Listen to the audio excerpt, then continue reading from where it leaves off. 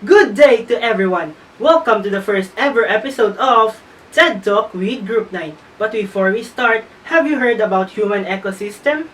If not, this is the right video for you. Today, we are discussing to you the different topics in Unit 5, which is the relationship between human activities and the environment, population growth, and human reproduction in relation to SDG 2 2030. As the global human population continues to grow, so what is the great impact on the environment? The environment around us is an essential part of human survival. Humans need to interact with the environment to obtain our food, water, fuel, medicine, building materials, and many other things.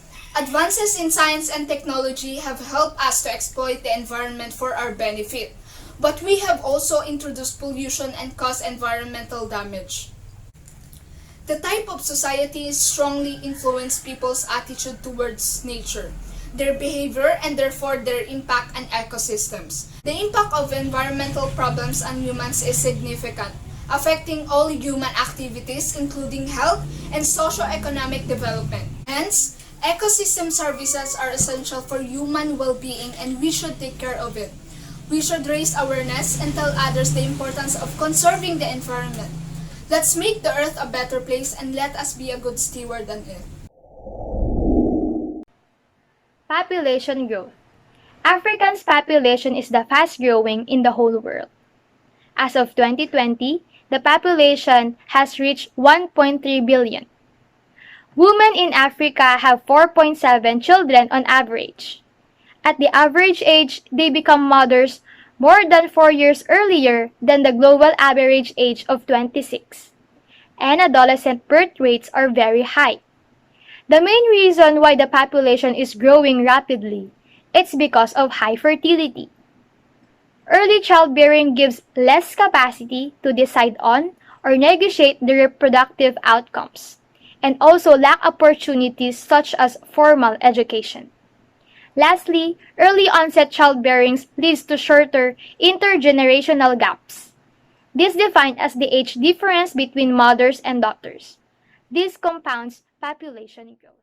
According to Northern Virginia Community College, Earth's human population is growing rapidly, to the extent that some worry about the Earth's environment to sustain this population. Humans have increased the world's carrying capacity through migration, agriculture, medical advances, and communication. The age structure of a population allows us to predict population growth. Unchecked human population growth could have dire long-term effects on our environment. According to United Nations, the world's population is expected to increase by 2 billion persons in the next 30 years. Also, China and India is the most populated countries with 1.44 billion and 1.39 billion respectively. Africa is also the fastest growing continent with more than half of global population growth. And lastly, fertility rates, increasing longevity, and international migration are some of the factors affecting the population growth. Women's sexual and reproductive health and the SDG.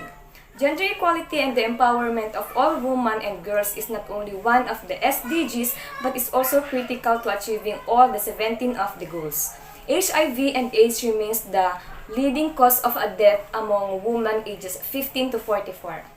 The payoff will be enormous, a future-free AIDS where women and girls thrive. Sexual and reproductive health and rights, the cornerstone of Sustainable Development Goal. Reproductive health and rights allow all women to be in control of their own bodies and decide if, when, with whom, and how often to bear children. Reproductive rights are human rights and gender equality, which depends on women's ability to fully exercise them is key of sustainable development. As they enter their childbearing years, ensuring they have access to do the information and services they need for their sexual and reproductive health especially urgent.